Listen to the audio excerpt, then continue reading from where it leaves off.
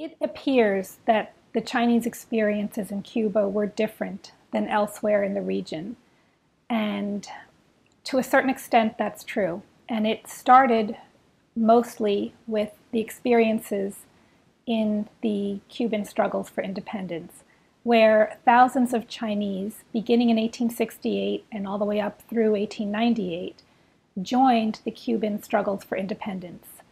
More of them joined those earlier struggles in 1868, the first war that went from 1868 to 1878, and then a smaller war from 79 to 80, and then the final War of Independence, which was from 1895 to 1898.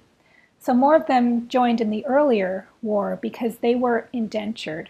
And for them, just like African slaves or descendants of slaves who saw joining up with this movement as a way to ensure their own freedom, the Chinese felt the same way.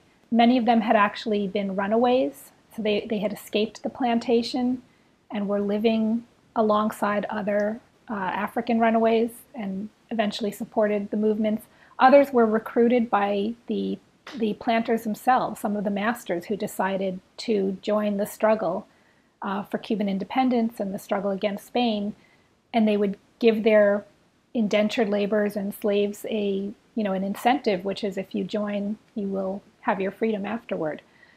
So that's why we have larger numbers. We don't know how many, but it's anywhere. My speculation is that it's numbering in the thousands for the 1868 period.